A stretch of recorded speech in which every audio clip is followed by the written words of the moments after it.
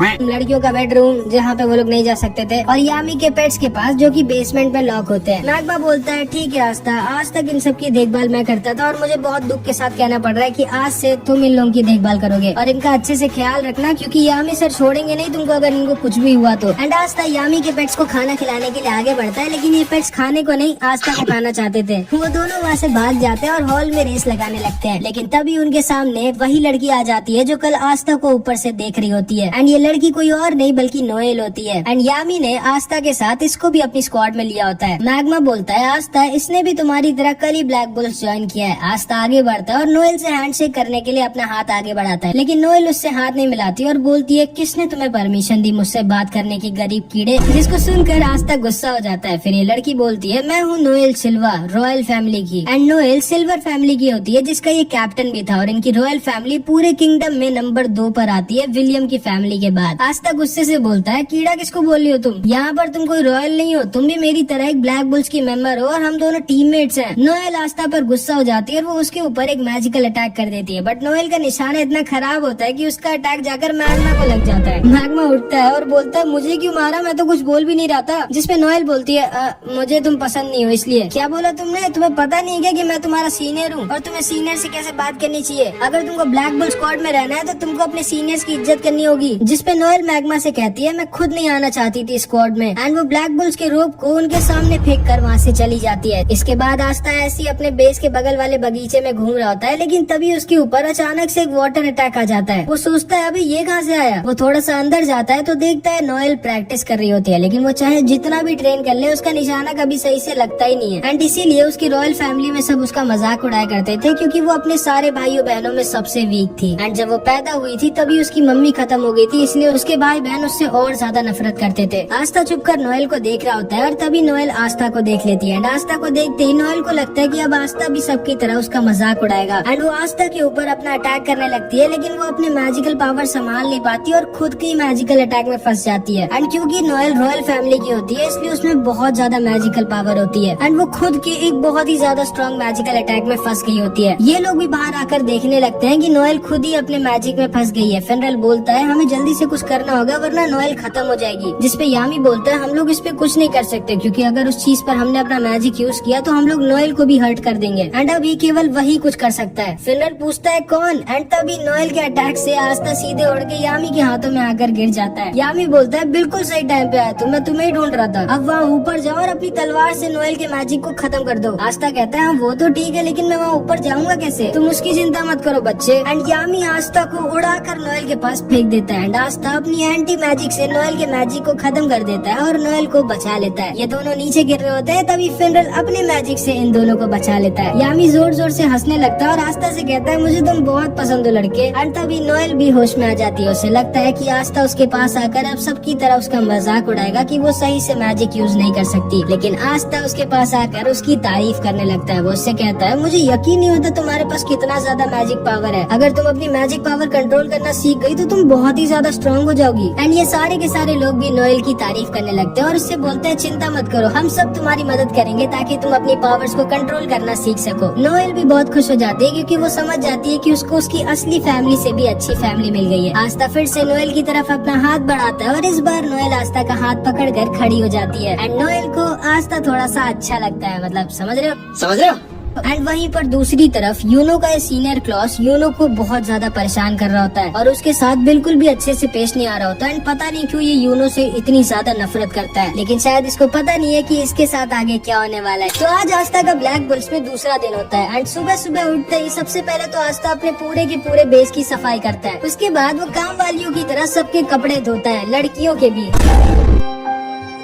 फिर ये यामी के पेट्स को खाना खिलाता है जो आज भी खाने को नहीं आस्था को ही खाना चाहते थे। एंड आस्था को ये सब काम इसलिए करने पड़ रहे होते हैं क्योंकि आस्था ने अभी अभी ब्लैक बुल्स ज्वाइन किया और वो सबसे छोटा है वहाँ पर, तो सब उससे अपना काम करवा रहे हैं। इसके बाद हम देखते हैं आस्था और सब लोग कैंटीन में बैठकर ब्रेकफास्ट कर रहे होते हैं एंड आस्था नोएल से कहता है नोएल तुम मेरी मदद क्यों नहीं करती हो, तुम भी तो फर्स्ट ईयर की हो। चुप रहो गधे, मैं क्यों करूँ ये सब, भूलो मत मैं एक रॉयल फैमिली की हूँ, मेरा नाम है नोएल सिल्वा। हाँ मुझे पता है तुम्हारा नाम है नोएल सिल्वा, तब से 50 बार बता चुकी हो, कम से कम मेरी थोड़ी बहुत तो मदद करो ब्रो। अच्छा वैसे मैग्मा सेंपाई, अब तो मैं मैजिक नाइट बन चुका हूँ, लेकिन मैजिक नाइट करते क्या है? तुमको यही नहीं पता मैजिक नाइट करते क्या और तुमको मैजिक नाइट बनना था? मैं तुम्हें समझाती हूँ मेरे प्यारे आस्था। देखो मैजिक नाइट्स का काम होता है हमारे किंगडम को सेफ रखना और लॉ और ऑर्डर मेंटेन करके रखना, और हाँ हमें बुरे लोगों के साथ फाइट कर कर उनको मारना भी होता है। इसीलिए मैंने मैजिक नाइट ज्वाइन किया था। बोलो ना आस्था, मुझसे लड़ाई करोगी क्या अपनी तलवार से? एंड तभी चार्मी जोर जोर से रोने लगती है क्योंकि उसका खाना खत्म हो गया होता है, और ग्लॉच आस्था से फिर से कहता है, ओए आस्था ये मेरी बहन है मैरी और इससे दूर है ना वरना मैं तुम्हें मार डालूंगा। जिसपे नोएल सोचती है ये कैसे पागलों के बीच में आ गई हूँ मैं। एंड तभी यामी वहाँ पर आ जाता है और यामी मैग्मा से बोलता है, चलो मैग्मा हमारे मिशन का टाइम हो चुका है। एंड मैग्मा यामी के साथ जाने लगता है। आस्था पूछता है, आप लोग कौन से मिशन में जा रहे हो, मैं भी चलूं क्या आपके साथ? नहीं आस्था, ये मिशन बहुत ही ज्यादा खतरनाक और रिस्की है और हम बच्चों को अपने साथ नहीं ले जा सकते। आस्था को लगता है कि ये दोनों शायद सच में किसी बहुत ही डेंजरस और इम्पोर्टेंट मिशन में जा रहे हैं, बट इनका मिशन जुआ लड़ने का होता है। ये लोग जुआ लड़ने गए होते हैं पैसे जीतने के लिए, एंड ये दोनों के दोनों नंगे बैठे होते हैं क्योंकि ये दोनों अपने कपड़े तक हार गए होते हैं जुए में। एक और राउंड लगाओ जिराया। ठीक है, लेकिन इस बार आप क्या दाव पे लगाएंगे कैप्टन यामी? अपनी चड्डी? नहीं, वो मैं नहीं दे सकता, वो मेरे लिए बहुत जरूरी है। इस बार मैं दाव पर लगाऊंगा अपनी ग्रिमवॉर। अरे नहीं यामी सर, ये आप क्या कर रहे हो? आपकी चड्डी आपकी ग्रिमवॉर जितनी जरूरी थोड़ी है। चुप रहो मैग्मा, मैं हार नहीं मान सकता। एक ट्रू वॉरियर कभी भी गिव अप नहीं करता, याद रखना। और देखना इस बार मैं जरूर जीतूंगा। नहीं नहीं, मैं आपकी ग्रिमवॉर नहीं रख सकता। चलिए ठीक है, इस बार अगर आप हारे तो आपको मेरा एक काम करना होगा और आपकी चड्डी भी मेरी होगी। लेकिन हाँ, अगर आप जीते तो मैं आपको आपका सारा का सारा सामान वापस कर दूंगा। ठीक है, मुझे तुम्हारी शर्त मंजूर है। ये तुमने बहुत ही बड़ी गलती कर दी जिराया। बांटो पत्ते। यामी सर की बात सुनी तुमने? अभी के अभी पत्ते बांटो, और इस बार आप नहीं जीतेंगे जिराया सर। एंड ये दोनों के दोनों अपनी चड्डी तक हार जाते हैं। उसके बाद मैग्मा आस्था नोएल को उनका पहला मिशन देता है, जो काम इस बूढ़े आदमी ने यामी को दिया होता है। ध्यान से सुनो आस्था नोएल, ये तुम दोनों का पहला मिशन है और ये बहुत ज्यादा खतरनाक है। तुम दोनों को सॉसी विलेज जाना होगा और वहाँ पर कुछ सुअरों को पकड़ना होगा जो गाँव वालों को परेशान कर रहे हैं। ये कैसा मिशन है? ये मुझ जैसे रॉयल पे सूट नहीं करता, ये आस्था से करवाओ। वही तो, हारे तो आप दोनों, हम दोनों क्यों जाए? तभी यामी खड़ा होता है और बोलता है, या तो तुम लोग जाओगे या फिर तुम लोग मरोगे, अब डिसाइड कर लो। ठीक है, हम जाएंगे। उसके बाद मैग्मा आस्था और नोएल तैयार हो जाते हैं सॉसी विलेज पे जाने के लिए। ठीक है, तुम दोनों लोग जाओ, अपनी अपनी उड़ने वाली झाड़ू लेकर आओ, मैं अपनी झाड़ू लेकर आता हूँ। लेकिन मैं झाड़ू से नहीं उड़ सकती। मैं भी नहीं उड़ सकता सेनपाई। हैं? जब तुम दोनों अपनी झाड़ू से उड़ तक नहीं सकते तो तुम दोनों एग्जाम में पास कैसे हो गए? चलो ठीक है, अब कोई रास्ता नहीं है, तुम लोग मेरे साथ ही चलो। एंड मैग्मा अपनी मैजिकल ब्रूम दिखाता है जो कि एकदम बवाल होती है। एंड आस्था एकदम फैन हो जाता है मैग्मा की झाड़ू का। क्यों, अच्छी है ना आस्था? मेरी झाड़ू का नाम है क्रेजी साइक्लोन। बवाल है सेनपाई। एंड मैग्मा इन दोनों को उड़ाकर अपने साथ लेकर जाने लगता है सॉसी विलेज की तरफ। एंड आस्था पहली बार उड़ रहा होता है तो वो खुशी के मारे नाचने लग जाता है। वो आस्था पकड़ कर बैठो वरना गिर जाओगे। ठीक है सेनपाई। एंड आस्था नोएल को पकड़ लेता है। गधे, मुझे नहीं, झाड़ू को पकड़ो। एंड नोएल आस्था को नीचे गिरा देती है, लेकिन मैग्मा आस्था को बचा लेता है। इधर हम देखते हैं सॉसी विलेज में कुछ मैजिशियंस आए होते हैं एंड उनके सामने वही सुअर आ जाते हैं जिनको ये तीनों मारने आ रहे हैं। ये सुअर इन लोगों पर अटैक कर देते हैं, लेकिन ये एक अकेला मैजिशियन इन सबको बहुत ही आसानी से खत्म कर देता है। एंड इसके पास आइस मैजिक होता है। तो ये है वो जगह जहाँ पर मैजिक स्टोन है, जाओ ढूंढो उसे। एंड उसके बाद ये आदमी इस पूरे के पूरे विलेज पे एक अजीब सा मैजिक कर देता है। थोड़ी देर बाद आस्था और ये दोनों भी सॉसी विलेज के पास वाले जंगल में पहुंच जाते हैं, जहाँ पे आस्था को एक सुअर ने घेर लिया होता है। नोएल आस्था को बचाने के लिए उस सुअर के ऊपर मैजिक अटैक करती है, लेकिन हम तो जानती हैं इसका निशाना कितना खराब है, ये आस्था को ही मार देती है। एंड आस्था के पास कोई ऑप्शन नहीं बचता एंड वो अपनी तलवार निकाल लेता है एंड उस सुअर को एक बार में ही हरा देता है। लेकिन तभी उसके सामने 3 सुअर और आ जाते हैं, लेकिन हमारे आस्था को कोई सुअर वुअर थोड़ी मार सकता है एंड ये अकेला ही उन सबको खत्म कर देता है। एंड मैग्मा के साथ उनको सॉसी विलेज ले जा रहा होता है। नोएल मैग्मा से पूछती है, तो इसी विलेज के मेयर ने आपको और कैप्टन यामी को हराया था? हाँ, उस आदमी का नाम जिराया है और वो सच्ची में बहुत ज्यादा स्ट्रॉन्ग है, जुए और लड़ाई दोनों में। असल में जब मुझे मेरी ग्रिमवॉर पहली बार मिली थी तो मैंने इस विलेज पर अटैक कर दिया था, इस विलेज का राजा बनने के लिए। लेकिन फिर जिराया सर ने मेरी जो बैंड बजाई मुझे आज तक याद है। वो बूढ़े जरूर है लेकिन वो बहुत ज्यादा स्ट्रॉन्ग है, उन्होंने ही मुझे ट्रेन किया था मैजिक नाइट बनने के लिए। एंड वो सच्ची में दिल के एक बहुत अच्छे इंसान है। एंड तभी मैग्मा, आस्था और नोएल सॉसी विलेज के पास आ जाते हैं, जिसको आइस ने अपने मैजिक में घेर रखा था। आज का मौसम थोड़ा अजीब नहीं है मैग्मा सेंपाई? गधे, वो मौसम नहीं मैजिक है। आस्था जल्दी कुछ करो। भला मैं क्या कर सकता हूँ इसमें? यार तुम कितने कम दिमाग के हो, अपनी तलवार से उस मैजिक को हटाओ। अच्छा हाँ, ओके। एंड आस्था अपनी तलवार से आइस के मिस्ट मैजिक को हटा देता है। ये तीनों देखते हैं पूरे विलेज के लोगों को आइस और उसके साथियों ने बंदी बना कर रखा है। एंड आइस अपने मैजिक से इन सबको खत्म करने वाला होता है, लेकिन तभी मैग्मा अपने मैजिक से इन सबको बचा लेता है। ये सारे गांव के लोग मैग्मा को देखकर बहुत खुश हो जाते हैं और मैग्मा उन सबके पास आता है तो देखता है जिराया खत्म हो चुका था एंड उसने अपनी आखिरी सांस तक विलेजर्स को प्रोटेक्ट। अरे तुम लोग अंदर कैसे आ गए? चलो अच्छी बात है, मैं वैसे भी यहाँ पर बहुत बोर हो रहा था। एंड आइस मैग्मा के ऊपर भी एक बहुत ही बड़ा और स्ट्रॉन्ग मैजिकल अटैक कर देता है जिसे मैग्मा डॉज नहीं कर सकता था, लेकिन तभी आस्था अपनी एंटी मैजिक स्वॉर्ड से आइस के अटैक को बीच से काट देता है। आइस शॉक्ड रह जाता है कि ये कैसी मैजिक पावर है, ये तो मैं पहली बार देख रहा हूँ। एंड आस्था आइस से बोलता है तू तो गया एंड वो आइस की तरफ अपनी तलवार लेकर भागता है। ये लोग भी आस्था के ऊपर अटैक करते हैं लेकिन आस्था की तलवार के रहते उनके अटैक्स आस्था को छू भी नहीं सकते थे। आइस आस्था से बोलता है बहुत खूब बच्चे, मुझे नहीं पता था ब्लैक बुल जैसी बेकार स्क्वाड में तुम्हारे जैसी अनोखी मैजिकल पावर वाला कोई लड़का है। आखिर तुम इन सब जानवरों को क्यों बचाना चाहते हो? क्या बोला तुमने?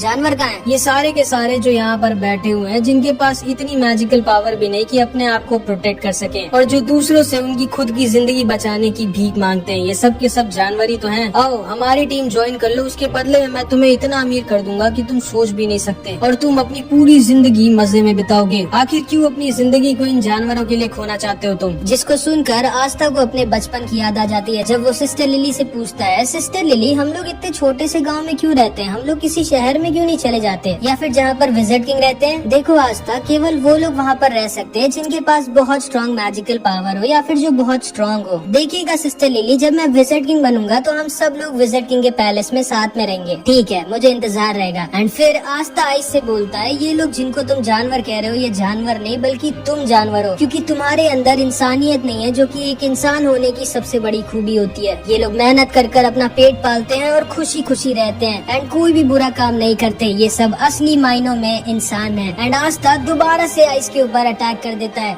तुम भी इन सब की तरह बेवकूफ हो, अब मरो। एंड आइस के साथ ही दोबारा से पूरे के पूरे विलेज को मिस्ट मैजिक में घेर लेते हैं एंड आइस अपने मैजिक से आस्था और सारे लोगों को अपनी आइस ब्लेड से घेर लेता है एंड उन सब पर अटैक करने लगता है। आस्था अकेली उसके सारे अटैक्स रोक रहा होता है और मैग्मा नोएल और सारे विलेजेस को बचा रहा होता है, लेकिन वो बहुत ज्यादा थक चुका होता है। आखिर कब तक लड़ोगे बच्चे? मैं कई दिनों तक तुम पर अटैक करता रह सकता हूँ। आखिर कभी न कभी तो तुम थकोगे या फिर मिस करोगे एंड वही तुम्हारी जिंदगी का आखिरी पल होगा। एक गलती और तुम खत्म। और मुझे नहीं लगता कि ये तुम्हारा दोस्त भी ज्यादा टाइम तक टिक पाएगा और इन जानवरों को और खुद को बचा पाएगा। आस्था सोचने लगता है कि अब वो क्या करे, अगर वो अपने आप को बचाता रहेगा तो मैग्मा नोएल और सारे गांव वाले मारे जाएंगे। एंड तभी आस्था को आइस का एक अटैक लग जाता है। नोएल भी उसके ऊपर अटैक करने की कोशिश करती है लेकिन उसका निशाना लगता ही नहीं है। आइस नोएल से बोलता है तुम तो एक रॉयल फैमिली की हो, तुमको मैं सबसे पहले मारूंगा। जिसको सुनकर नोएल डर जाती है और वो समझ जाती है कि हम लोग इनसे नहीं जीत सकते एंड नोएल वहाँ से भागने लगती है। लेकिन तभी नोएल को एक छोटी सी बच्ची पकड़ लेती है और उससे कहती है प्लीज हमें छोड़कर मत जाइए, हमारी मदद करिए। जिसको सुनते ही नोएल की आंखें खुल जाती हैं क्योंकि पहली बार किसी ने जिंदगी में नोएल से हेल्प मांगी होती है। नोएल उस बच्ची से बोलती है चिंता मत करो, मैं तुम्हें कुछ भी नहीं होने दूंगी, मेरा नाम है नोएल सिल्वा, सिल्वर फैमिली की। एंड तभी नोएल की ग्रिमवॉर में एक नया मैजिकल अटैक आ जाता है एंड वो अपनी नई मैजिकल पावर का यूज करके सारे के सारे विलेजेस को अपने वाटर मैजिक शील्ड में घेर लेती है। मैग्मा नोएल की तारीफ करता है और आइस समझ जाता है कि नोएल के पास बहुत ज्यादा मैजिकल पावर है। एंड तभी आस्था जो कि एक शेर की तरह सही मौके का इंतजार कर रहा था, उसको वो सही मौका दिख जाता है एंड वो आइस के ऊपर छुप कर अटैक कर देता है। आइस आस्था को देख कर डर जाता है और समझ जाता है कि वो इस अटैक को डॉज नहीं कर सकता। एंड आस्था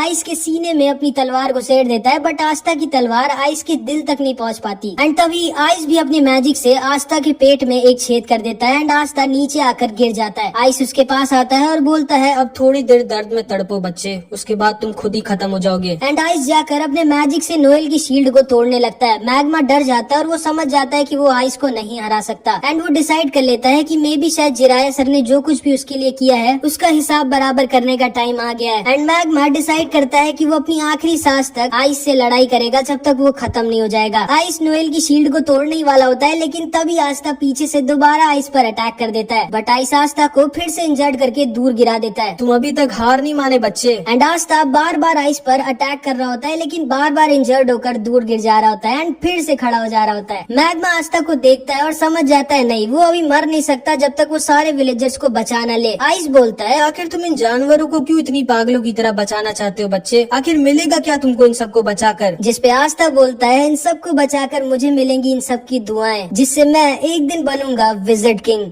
तुम जिंदगी में कभी विजिटिंग नहीं बन सकते क्योंकि तुम्हारी मौत आज मेरे हाथों लिखी है। ओए, मैं तुम्हें दो चीज की गारंटी देता हूँ। पहली कि मैं और आस्था मिलके आज तुम्हारी बैंड बजाएंगे, और दूसरी आस्था एक दिन जरूर बनेगा विज़र्ड किंग। एंड मैग्मा अपनी बची कुची सारी पावर का यूज कर इन तीनों के ऊपर एक फायर अटैक कर देता है, जिसको ये लोग आसानी से डॉज कर लेते हैं। मैग्मा वहीं पर गिर जाता है और आइस मैग्मा के ऊपर अपना आइस ब्लेड यूज कर देता है, जिससे मैग्मा अब नहीं बच सकता था। मैग्मा बोलता है ठीक है आस्था, मेरे जाने का टाइम आ चुका है, इन लोगों को दिखा दो कि तुम क्या हो। एंड तभी आस्था पीछे से मैग्मा के सारे अटैक्स को डिफ्लेक्ट करके वापस इन तीनों की तरफ भेज देता है। क्या ये लड़का भी तलवार से अटैक वापस भी भेज सकता है? एंड वो सारे के सारे अटैक जाकर इन तीनों को लग जाते हैं एंड आइस पूरी तरह से जलने लग जाता है। आइस मैग्मा की आग को बुझाने के लिए अपने आइस मैजिक का यूज करने की कोशिश करता है, लेकिन तभी आस्था उसके ऊपर अपनी तलवार लेकर पहुंच जाता है। नहीं, मैं एक बच्चे से नहीं हार सकता। जिसपे आस्था बोलता है रुको, अब मैं तुम्हें दिखाता हूँ कि एक जानवर क्या होता है। एंड आस्था आइस के ऊपर अपनी स्वॉर्ड से अपनी पूरी जान लगाकर अटैक कर देता है एंड आइस को वहीं पर सुला देता है। एंड इधर मैग्मा को नोएल अपने शील्ड मैजिक से बचा लेती है।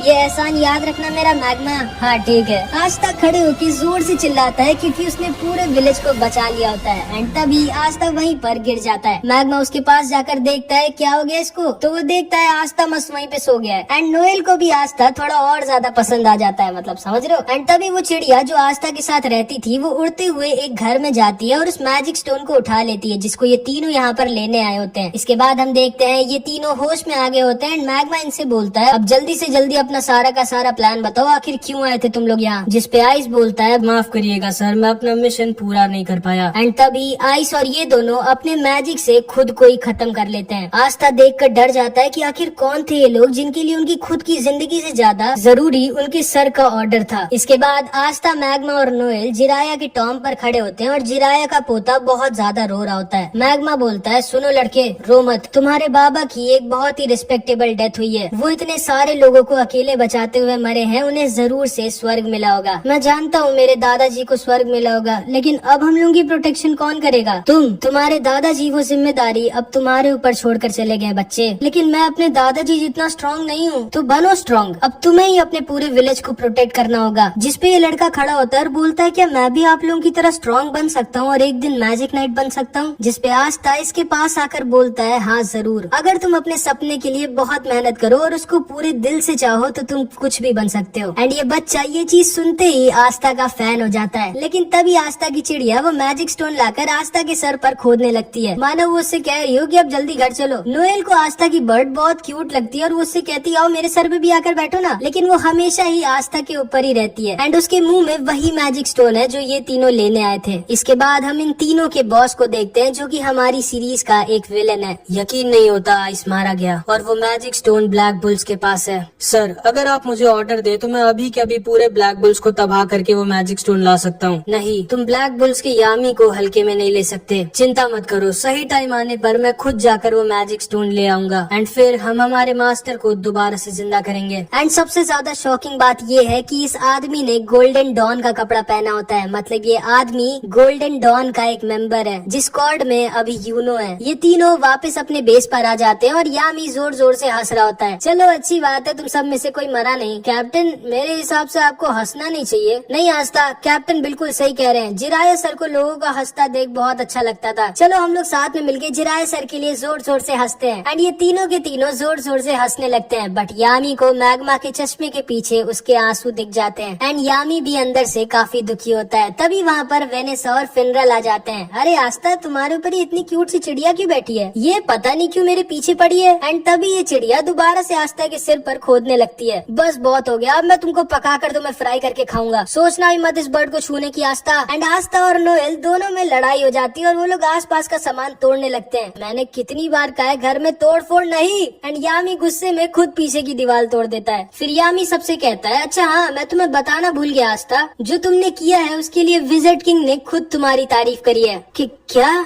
विज़र्ड किंग ने? हाँ, और उन्होंने कहा है कि वो जल्द ही तुमसे मिलेंगे। जिसको सुनकर आस्था एकदम शॉक्ड रह जाता है कि विज़र्ड किंग उससे मिलना चाहते हैं। एंड आज आस्था के लिए एक बहुत ही स्पेशल डे होता है क्योंकि आज आस्था को उसकी पहली सैलरी मिलती है। इतने सारे पैसे, ये मेरी पूरी जिंदगी की सैलरी है क्या? ये तुम्हें ज्यादा लग रहे हैं आस्था। हाँ और नहीं तो क्या, इतने में मैं और मेरा पूरा सेट साल भर खाना खाए। कैप्टन मैं आपको अपना सारा का सारा पैसा दूंगा, आप उससे लड़ाई करेंगे क्या? नहीं कैप्टन, मैं अपनी छोटी बहन मारी से मिलने जा रहा हूँ। जाओ, मैं तो ढेर सारा खाना खाऊंगी। हाँ बस फटना मत, कुछ तो बोलो।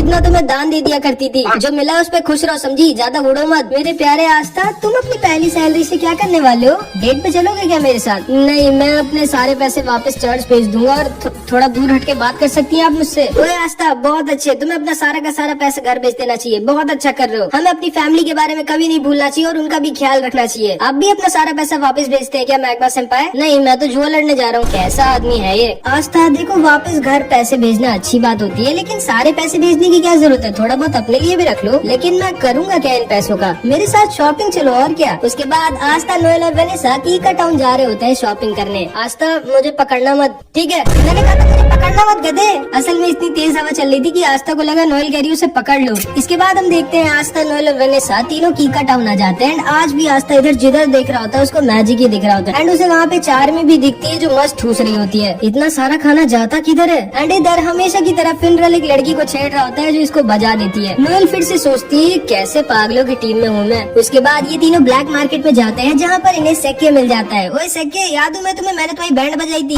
हाँ, नहीं मतलब नहीं याद हो, कौन हो तुम? लेकिन तभी इन लोगों के पास एक बूढ़ी औरत का एक आदमी सामान चोरी कर भागने लगता है। आस्था उसके पीछे भागता है। ये दोनों इस बूढ़ी औरत के पास जाकर इससे कहते हैं, आप चिंता मत करिए, आस्था के रहते वो आपका सामान लेके भाग नहीं पाएगा। आस्था के नहीं, मेरे रहते मेरी मैजिक बाइक से कोई भी नहीं भाग सकता। चिंता मत करो क्यूटीज, मैं अभी इस बूढ़ी औरत का पर्स लेके आता हूँ।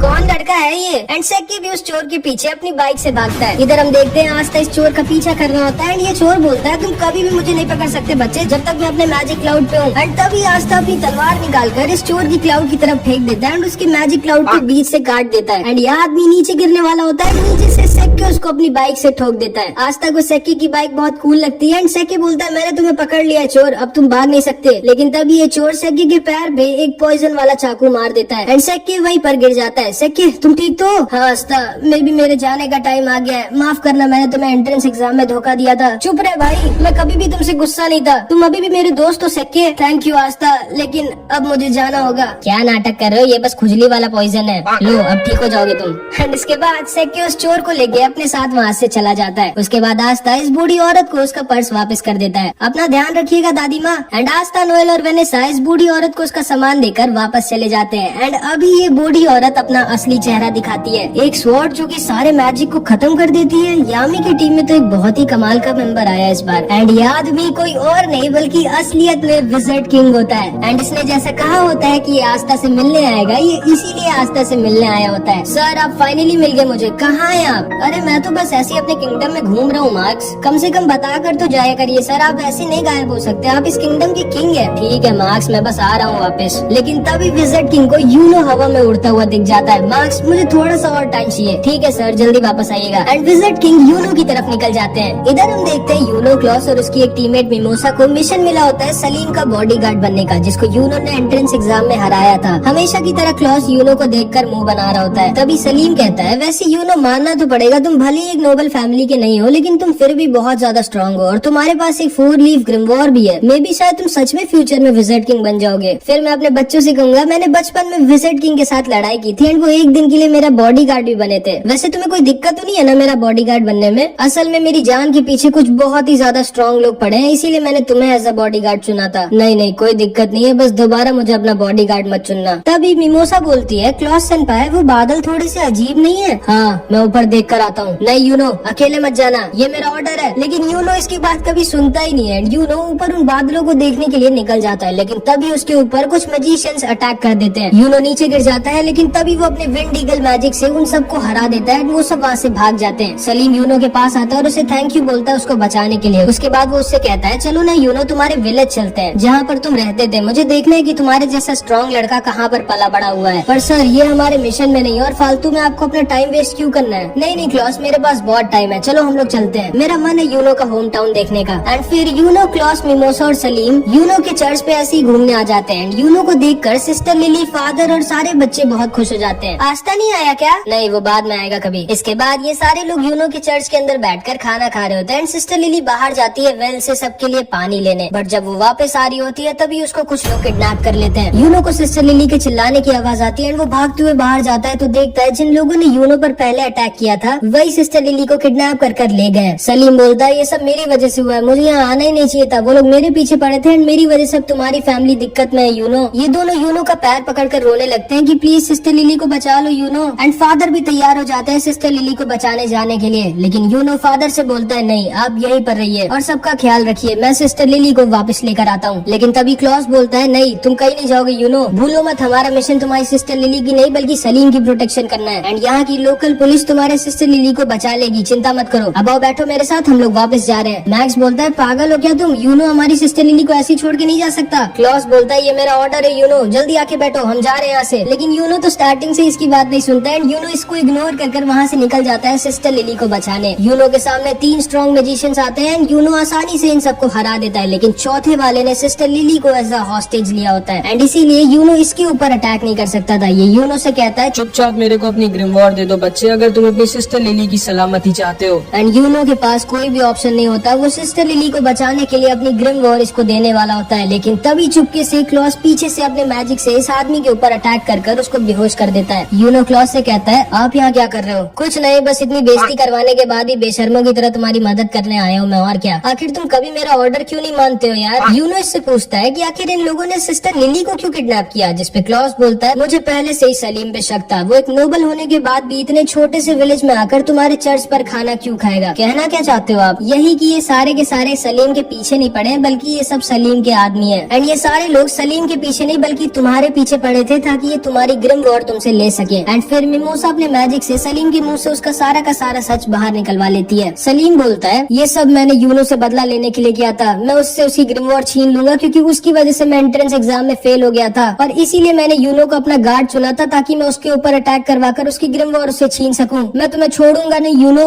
जिसको सुनकर सिस्टर लिली गुस्सा हो जाती है एंड सलीम को एक वाटर पंच मारकर सुला देती है एंड सलीम का प्लान पूरी तरह से फेल हो जाता है। चलो ठीक है, अब तो तुम लोग पकड़े ही जा चुके हो, अब ये बताओ तुम लोगों का लीडर कहाँ छुपा बैठा है। लेकिन इन सबको पता ही नहीं होता है कि इनका लीडर कहाँ पर है क्योंकि इनके लीडर को पहले ही विजिट किंग ने पकड़ लिया होता है एंड वो फर्स्ट विजिट किंग के स्टैचू के सामने मस्त लेट कर आराम कर रहे होते हैं। आप कहाँ है सर? जानते हैं कितना काम बचा हुआ है और आप यहाँ मजे में सो रहे हैं? आ रहा हूँ बाबा आ रहा हूँ। एंड इसके बाद यूनो और सारे लोग दोबारा से चर्च में हंसी खुशी खाना खाते हैं, फिर वो सब वापस निकल जाते हैं। अगले दिन विलियम यूनो की टीम की तारीफ करता है, मुबारक हो विजिट किंग ने तुम लोगों की तारीफ करी है एंड हमें सलीम की नोबल फैमिली के खिलाफ और भी कई गंदे कामों के लिए सबूत मिल गए एंड अब हम सलीम की फैमिली के ऊपर स्ट्रिक्ट एक्शन लेंगे। सर आप पहले से जानते थे कि ये सब हम लोगों के साथ होगा?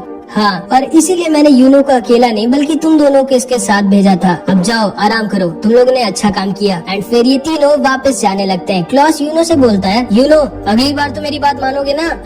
हाँ, मुझे पता है तुम झूठ बोल रहे हो, आखिर ऐसा क्यों करते हो तुम? एंड यूनो उसे इग्नोर कर रहा होता है जिसको सुनकर मिमोसा हंसने लगती है। एंड इधर हम देखते हैं मैग्मा दोबारा से जुए में सब कुछ हार जाता है, अपने कपड़े तक हार जाता है एंड चार्मी हमेशा की तरह ठूस रही होती है। एंड इधर दूसरी तरफ अचानक से एक बहुत बड़ा डंजन क्लोवर किंगडम और डायमंड किंगडम के बीच में ओपन हो जाता है। जिसको नहीं पता है मैं बता दूं, डंजन मतलब एक सीक्रेट टनल टाइप का होता है जिसके अंदर लोग खजाना यानी कि ट्रेजर छुपा कर रखते हैं एंड अंदर बहुत सारे ट्रैप्स भी होते हैं, इसलिए थोड़ा डेंजरस भी होता है। मार्क्स विजिट किंग से कहता है सर मुझे आपको कुछ बताना है। मुझे पता है मार्क्स उस डंजन के बारे में और मुझे ये भी पता है कि हमें किसको उस मिशन पर भेजना चाहिए। एंड इसके बाद हम देखते हैं ये सारे के सारे ब्लैक बुल्स के मेंबर आस्था की चिड़िया का नाम डिसाइड कर रहे होते हैं। मैं इसका नाम रखता हूँ मैग्ना फायर। बिल्कुल नहीं, बहुत ही गंदा नाम है। इसका नाम होगा जॉन स्नो। नहीं, ये चिड़िया है, कोई राजा थोड़ी ना है। इसका नाम रख देते हैं दारू। दारू कैसे रहेगा? आखिर इसका नाम रखने की जरूरत क्या है? ये मेरे को दे दो ना, मुझे बहुत टेस्टी लग रही है। मैं पहले डिसाइड कर चुका हूँ इसका नाम क्या होगा। इसका नाम होगा रेड ब्लैक चिड़िया। क्योंकि आस्था की चिड़िया उसको मारने लगती है कि नहीं ये नाम तो बिल्कुल नहीं रखना है मुझे। लेकिन फिर लक बोलता है क्यों ना हम लोग इसका नाम मैरो रख दे। एंड इस चिड़िया को भी ये नाम पसंद आता है एंड इस चिड़िया का नाम मैरो पड़ जाता है। तभी वहाँ पर फिनरल के साथ यामी आ जाता है और सारे लोग यामी को देखकर बहुत खुश हो जाते हैं। यामी सबको बताता है हमारे किंगडम में एक नया डंजन मिला है। क्या? एक नया डंजन? वाओ, एक नया डंजन। लेकिन वो होता क्या है? जब तुम्हें पता ही नहीं है डंजन क्या होता है तो तुमने वाओ क्यों बोला? बस ऐसे ही। और ब्लैक बुल्स को जाना है उस डंजन को एक्सप्लोर करने। यामी सर मैं जाना चाहूंगा। हाँ आस्था, तुम्हें जाना ही पड़ेगा क्योंकि विजिट किंग खुद चाहते हैं कि तुम जाओ। क्या विजिट किंग? लगता है विजिट किंग सर को मैं बहुत ज्यादा अच्छा लगने लगा हूँ एंड ऐसे ही चलता रहा तो अपने बाद वो मुझे विजिट किंग बना देंगे। याहू। नोएल तुम भी आस्था के साथ जाओ, ये एक अच्छा एक्सपीरियंस होगा तुम्हारे लिए। और हाँ, तुम दोनों के साथ जाएगा लक। इन दोनों का ख्याल रखना। ठीक ठीक है सर, लेकिन वहाँ पर हम पर कोई अटैक तो करेगा ना हमें जान से मारने के लिए। नोएल मन में सोचती है नहीं, इस पागल के साथ नहीं जाना चाहती मैं जिसको लड़ाई से ज्यादा कुछ नहीं पसंद है। लेकिन आखिरी में ये तीनों फिनरल के साथ उस डंजन के पास आ जाते हैं जिसे इन लोगों को एक्सप्लोर करना है और उस ट्रेजर को ढूंढना है जो इसके अंदर छुपा हुआ है। आस्था, नोएल और लक उस डंजन के अंदर घुस जाते हैं। नोएल को बहुत ज्यादा डर लग रहा होता है। नोएल ध्यान से चलना, गिरना मत, चुप रहो गधे, मुझे मत सिखाओ, भूलो मत मेरा नाम है नोएल सिल्वा, सिल्वर फैमिली की, मैं नहीं गिरूंगी। एंड तभी नोएल फिसल के गिर जाती है एंड उनके लैंप को तोड़ देती है। लेकिन इस लक को अंधेरे में भी दिखता है। उसके साथ ये लोग डंजन के अंदर आ जाते हैं जहाँ पे लक अपने आप ही सारे के सारे क्राफ्ट फोड़ रहा होता है मजे के लिए एंड आस्था सबको खत्म कर रहा होता है। एंड लक अपने मैजिक से पूरे के पूरे डंजन को स्कैन मारता है एंड तभी उसे पता चलता है कि उन लोगों को कोई चुपचाप देख रहा है, वो लोग यहाँ पर अकेले नहीं है। एंड लक आस्था नोएल से कहता है तुम लोग अपना ध्यान रखना, ठीक है, मैं बस 1 मिनट में आया। एंड वो अपने मैजिक से उस आदमी के पीछे निकल जाता है जो उन लोगों को चुपचाप देख रहा था।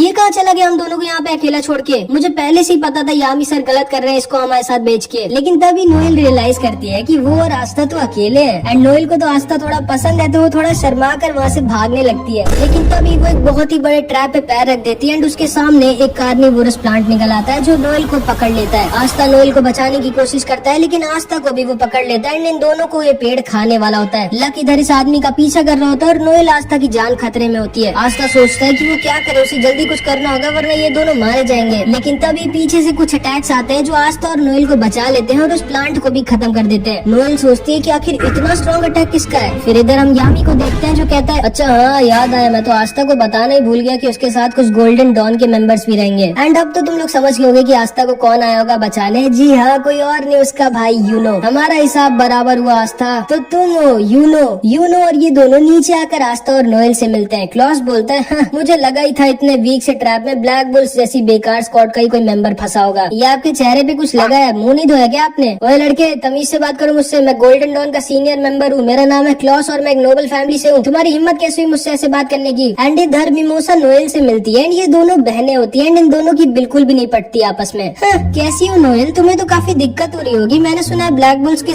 सारे मेंबर थोड़े पागल हैं। हाँ, मैं तो बिल्कुल ठीक हूँ, तुम कैसी हो? क्योंकि मैंने सुना है गोल्डन डॉन में सबके सब बहुत स्ट्रॉन्ग है और तुम तो सबके लिए एक बोझ बन गई होगी क्योंकि तुम इतनी वीक हो। नहीं, मेरा मैजिक तो बहुत इंपॉर्टेंट और यूजफुल है गोल्डन डॉन के लिए। विलियम सर ने खुद मुझसे कहा था। तुम्हारा क्या हाल है, निशाना ठीक हुआ तुम्हारा? हाँ, अब ठीक हो गया। एंड ये दोनों ऐसे एक दूसरे को ताना मार रही होती है और आस्था और क्लॉस आपस में लड़ रहे होते हैं। अच्छा हाँ, याद आया, तुम्हारे साथ तो कोई एक और भी होना चाहिए था ना, कहाँ है वो? कहीं डर के भाग तो नहीं गया तुम लोगों को अकेला छोड़ के? जिसपे आस्था और नोएल कुछ नहीं बोल सकते थे क्योंकि उन्हें खुद ही नहीं पता है कि लक कहाँ पर गया है। एंड इधर लक इस आदमी का पीछा कर रहा होता है जो बहुत तेज भाग रहा होता है। यही एक्सपेक्ट किया जा सकता है ब्लैक बुल्स जैसी बेकार स्क्वाड से जिनका कैप्टन खुद किसी काम का ना हो, बस पूरा दिन सिगरेट पीने और जुआ लड़ने के अलावा कुछ करता ना हो। उसकी टीम से क्या ही एक्सपेक्ट किया जा सकता है। ओए चश्मे, ज्यादा बोल मत, देखना ब्लैक बुल्स तुम्हारी स्क्वाड से पहले इस डंजन के ट्रेजर को ढूंढेगी।